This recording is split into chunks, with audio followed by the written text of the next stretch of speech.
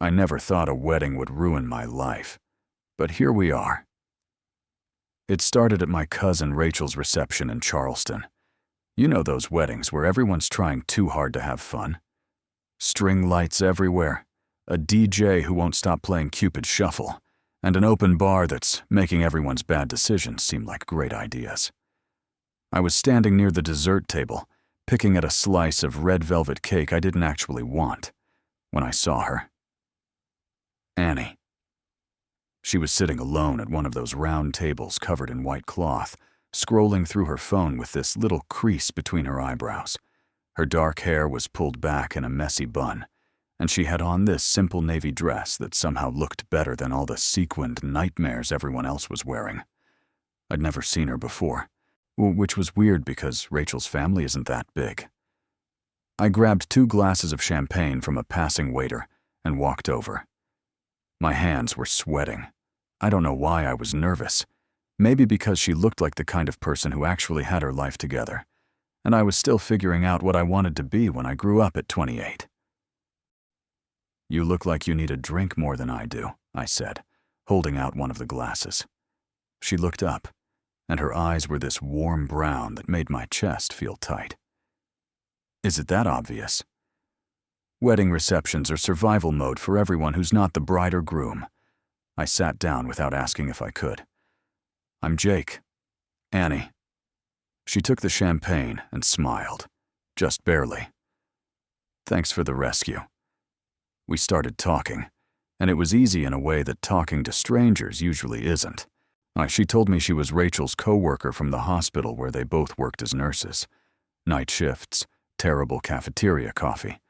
Patients who thought WebMD made them doctors. I told her I did graphic design for a marketing firm downtown, which sounded more impressive than it was. Mostly I made social media graphics and fixed other people's terrible PowerPoint slides. The thing is, when you meet someone and the conversation just flows, you don't notice time passing. 1 drink turned into 3. We moved from the table to the bar, then outside to the patio where it was quieter. The music from inside was muffled, just bass thumping through the walls. String lights were hung between the trees, and the night air smelled like magnolias and expensive perfume. Annie laughed at my jokes, real laughs, not those polite ones people give when they're waiting for you to stop talking. She had this way of tucking a loose strand of hair behind her ear when she was thinking, and I kept noticing small things. The way her nose crinkled when she smiled, how she'd lean in closer when the music got louder, the tiny scar on her chin that I wanted to ask about, but didn't. "Okay, worst wedding you've ever been to," she said, turning to face me. We were leaning against the patio railing now, close enough that I could smell her perfume. Something floral and clean. "This one might be climbing the list," I said. She punched my arm lightly. "Rude." "I'm kidding, honestly? My buddy Derek's wedding 3 years ago. Outdoor ceremony in August. In Phoenix. The bride's sister passed out from heat stroke during the vows. Oh my God. Yeah, they had to call an ambulance. The ceremony finished in the ER waiting room." Annie covered her mouth, trying not to laugh. "That's awful." "It gets worse. The groom's vows were written on note cards, and they blew away in the wind. He just stood there like a lost puppy." She was fully laughing now, the kind that makes your shoulders shake. I felt proud of myself for making that happen. "What about you?" I asked. "My ex-boyfriend's sister's wedding." She made a face. "I was seated at the kids' table because they ran out of spots. I spent 4 hours with a 7-year-old who kept asking why I didn't have a ring yet." Brutal. The worst part, my ex proposed to someone else 6 months later. There was something in her voice, just a flicker of hurt, and I wanted to change the subject, make her laugh again. So I said the stupidest thing I could think of. "Well, if you want, I could propose to you right now. Really freak out that 7-year-old if you ever see him again." I was joking. Obviously. The kind of dumb thing you say when you're tipsy and trying to be funny. I even got down on one knee, right there on the patio, with my champagne glass held up like a ring box. Annie's eyes went wide. "Jake, what are you doing?" "Annie, will you marry me? I promise to always let you control the thermostat and never make you watch my fantasy football draft." She was laughing again, shaking her head. A couple of people on the patio turned to look. Someone pulled out their phone. "Get up, you idiot," she said. But she was smiling. I stood up, grinning like an idiot myself. Too soon? Way too soon. But here's where everything went wrong. Rachel's Aunt Margaret was walking by at that exact moment. Margaret, who I'd forgotten, was partially deaf and refused to wear her hearing aids because she thought they made her look old. Margaret, who was also the biggest gossip in the family and had a direct line to everyone's business. She stopped dead in her tracks, staring at us with her mouth open. "Oh my goodness," Margaret said, way too loud. "Rachel didn't tell me you were engaged?"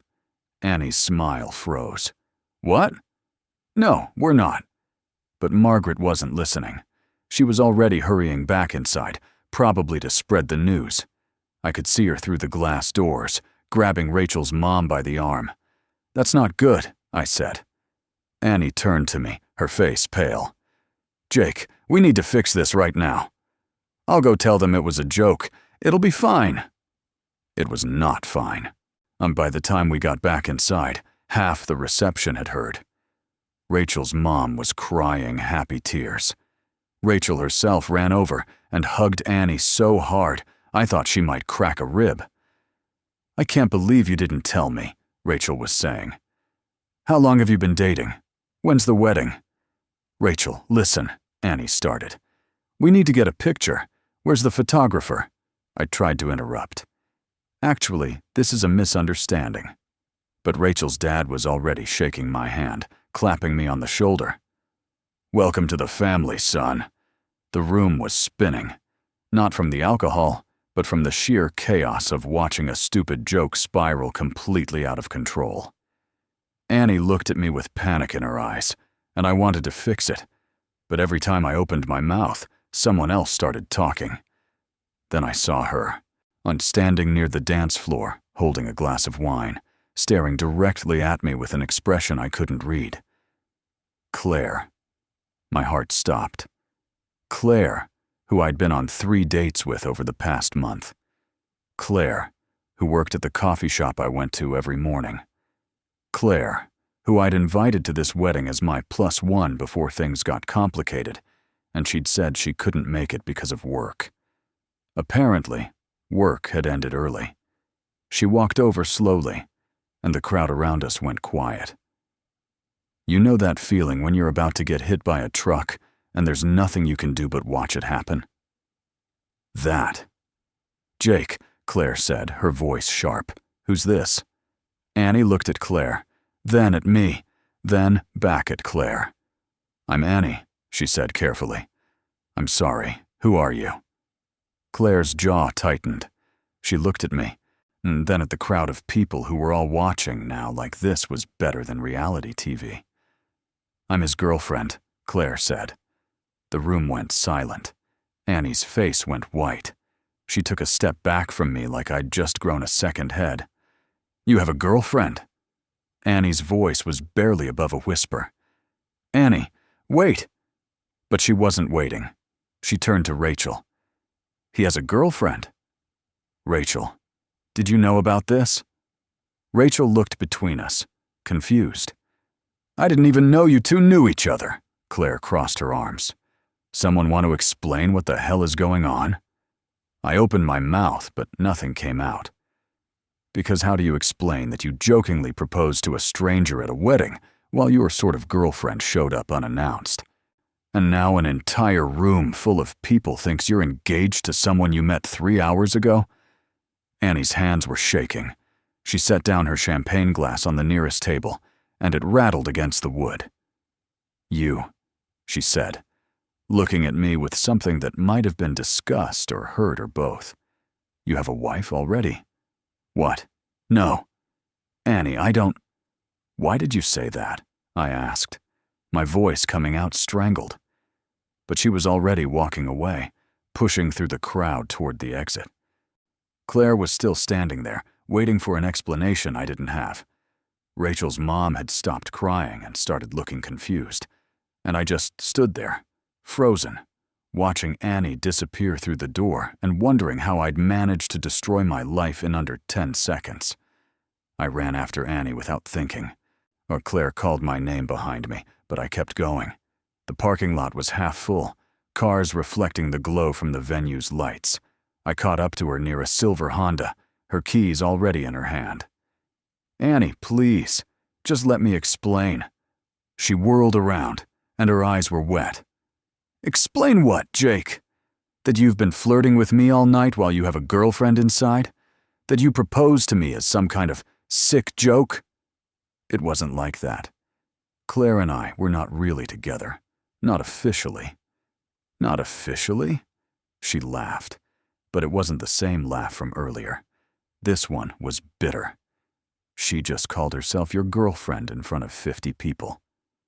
I ran my hand through my hair, trying to find words that would make this make sense. We went on 3 dates, that's it. I invited her here before the 3rd date even happened, and then things got weird between us. She said she couldn't come because of work, so I thought it was over. And you didn't think to mention any of this before fake proposing to me? I didn't think she'd show up, and the proposal was a joke. You know it was a joke.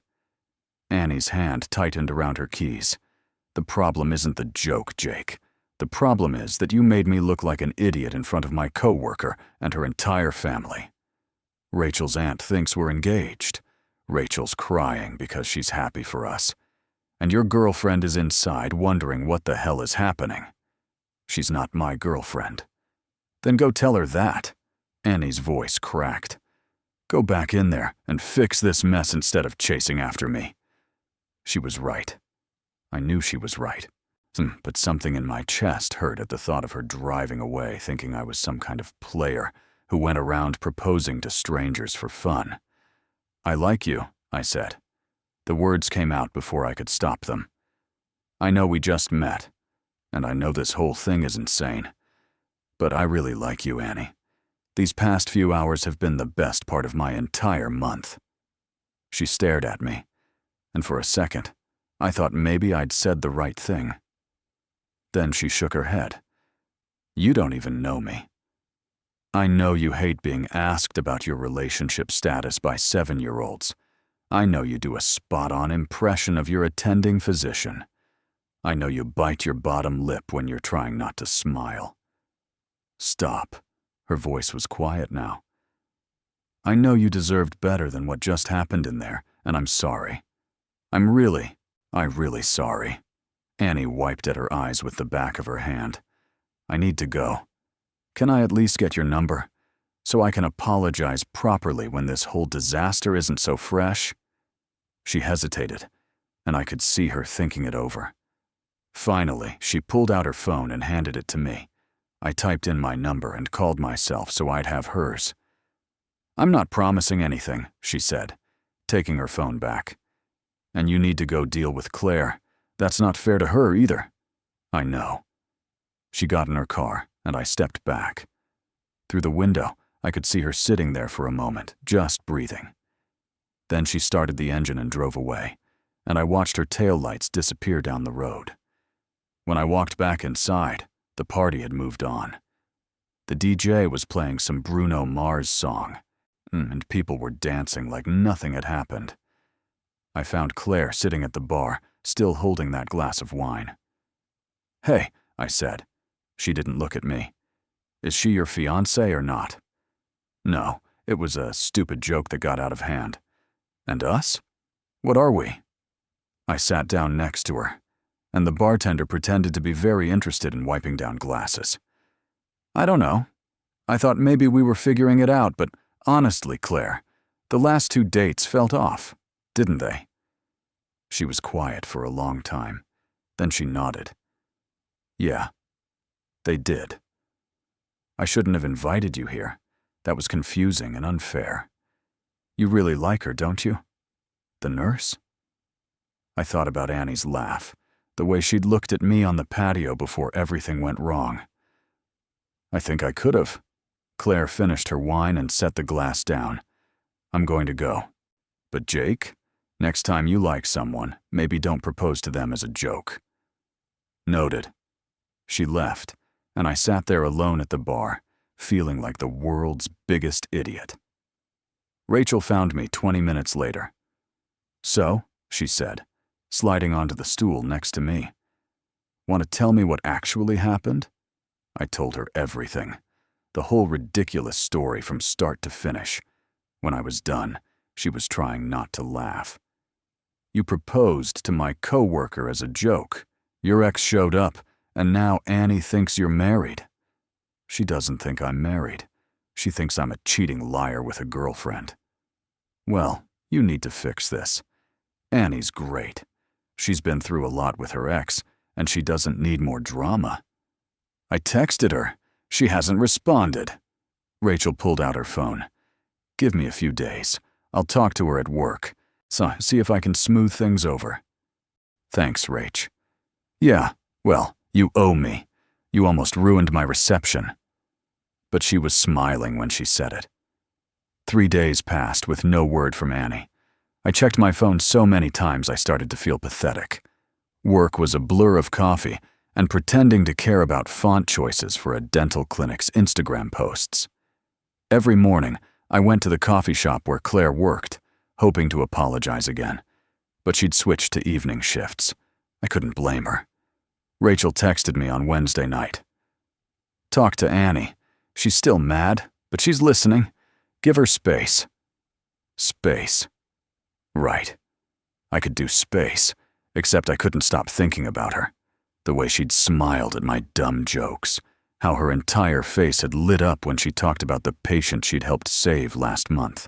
And I'd known her for 3 hours, and somehow she'd gotten under my skin. On Friday, my phone buzzed during a meeting about energy drink packaging. Unknown number. This is Annie. Rachel gave me your number. Can we talk? My heart jumped into my throat. I typed back immediately. Yes, anytime, anywhere. Tonight? There's a coffee place on King Street. Camilla's. 7? I'll be there. I showed up at 6:30 like an eager idiot and ordered a black coffee I didn't want. The place was small, exposed brick walls covered in local art, mismatched furniture that was trying too hard to be quirky. A college kid with a man bun was playing acoustic guitar in the corner, butchering a John Mayer song. Annie walked in at 7 exactly. She had on jeans and a gray sweater, her hair down this time. She looked tired, looked like maybe she'd been working a night shift, but still beautiful in that way that made my chest tight. Hi, she said, sitting across from me. Hi, thanks for coming.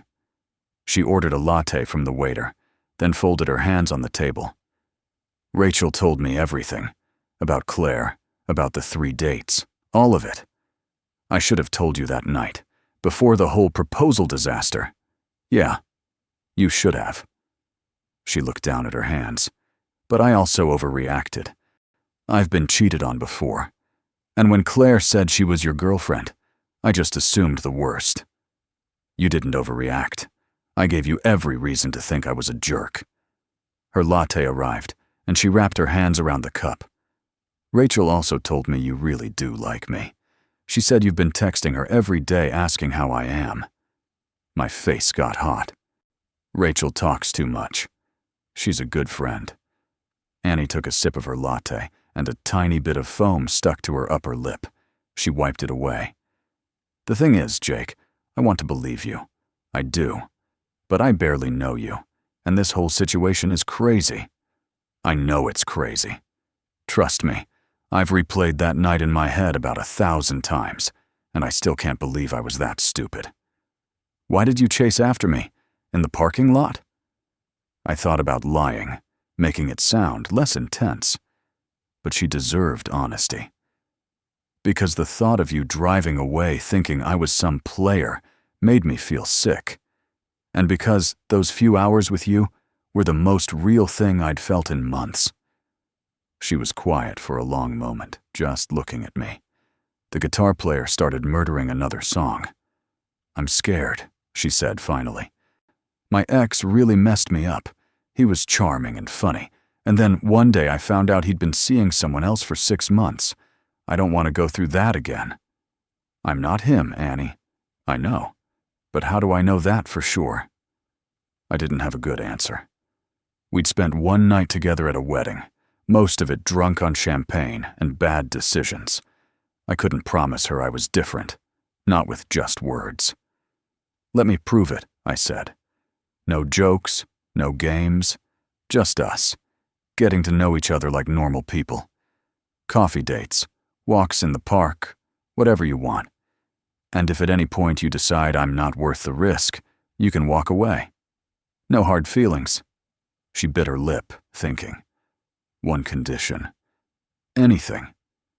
If this goes anywhere, you have to tell everyone at Rachel's wedding that the proposal was fake, including your Aunt Margaret." I laughed. "Deal, though Margaret's probably already planned our entire wedding." Annie smiled, just a little. She asked me about color schemes at the hospital yesterday. She volunteers in the children's wing. Oh, God. Yeah. She reached across the table and put her hand over mine. Her fingers were warm from the latte cup. "So, normal people dating. What does that look like?" "I think it starts with finishing our coffee. Then maybe I walk you to your car without proposing this time." "That's a low bar, Jake. I'm working my way up." She laughed, and it was the same laugh from the wedding. The real one. And for the first time in 5 days, I felt like maybe I hadn't completely destroyed everything after all. We stayed at Camilla's until they closed, talking about everything and nothing. And when I walked her to her car, she let me kiss her cheek. It felt like a beginning. 6 months later, I was back at another wedding. This time, it was my buddy Marcus getting married in Savannah. And this time, Annie was actually my +1. We'd taken it slow like she wanted. Real dates. Coffee shops, art museums, a terrible cooking class where we burned pasta. I met her friends from the hospital. She met my family, including my mom, who immediately loved her. We had our first fight about whether pineapple belongs on pizza. We had our first real kiss on her couch during a thunderstorm, while some Netflix show played in the background that neither of us were watching. And somewhere along the way, I fell completely in love with her. "You okay?" Annie asked, squeezing my hand. We were sitting at our table, watching Marcus and his new wife dance to their first song. She looked beautiful in a green dress that matched her eyes, her hair curled and falling over her shoulders. "Yeah, just thinking." "About what?" "About how 6 months ago I almost lost you before I even had you." She leaned her head on my shoulder. "Good thing you're persistent. Good thing you gave me a second chance." The DJ announced it was time for all couples to join the dance floor. Annie stood up and pulled me with her. I wasn't a great dancer, but she didn't seem to care. We swayed together, her arms around my neck, mine around her waist. "I love you," I said. We'd said it before, but it still felt important every time. "I love you too. Even though I proposed to you as a joke the night we met?" She laughed. "Especially because of that. It makes for a good story." Over her shoulder, I saw Rachel and her husband dancing nearby. Rachel caught my eye and gave me a thumbs up. I'd never properly thanked her for talking to Annie that week, for convincing her I wasn't a complete disaster. The song changed to something faster, and Annie pulled back to look at me. "Remember what you promised me." "Which promise?" "That if this went anywhere, you'd tell everyone at the wedding the proposal was fake." My stomach dropped. "You want me to do that now?" "No time like the present." "Annie, come on." But she was already pulling me toward where Margaret was sitting with Rachel's parents. The woman was 82 and still dressed like she was going to the Met Gala, giant hat and all. "Margaret," Annie said sweetly. "Jake has something he needs to tell you." Margaret cupped her ear. "What's that, dear?" I took a deep breath. The proposal. At Rachel's wedding. It was a joke. We weren't actually engaged that night. Margaret stared at me for a long moment. Then she started laughing, this big, cackling laugh that made her whole body shake. "Oh, honey," she said, patting my hand. "I knew that. I'm old, not stupid. But you should have seen how fast that rumor spread. Best entertainment I'd had in years." Annie and I looked at each other. "You knew?" "Of course I knew. But watching you two figure out you actually liked each other, that was the real show." She winked. "You're welcome, by the way." We walked away in shock. Annie was trying not to laugh. "So she set us up," I said. "Apparently." "And we fell for it." "Completely?" I pulled Annie close and kissed her right there on the dance floor, not caring who saw. When we broke apart, she was smiling, that smile I'd spent 6 months memorizing. "You know what's funny?" she said. "What?" "If you asked me for real this time, I might actually say yes." My heart stopped. "Annie, relax." I said might, and not here. I'm not letting you propose at someone else's wedding again. Fair enough. We danced until our feet hurt, ate too much cake, and left before the reception ended because Annie had an early shift the next morning. In the car, she fell asleep with her head against the window, and I drove carefully so I wouldn't wake her. 6 months ago, I'd made the stupidest joke of my life and almost ruined everything. But somehow, with a lot of luck and a meddling old woman, I'd ended up with the girl who laughed at my terrible jokes and gave me a second chance. And yeah, maybe somewhere down the line, I'd propose for real. Not as a joke this time. Somewhere meaningful, just the two of us, with a real ring and actual words I'd practiced. But for now, driving through Savannah with Annie sleeping beside me, I was exactly where I needed to be.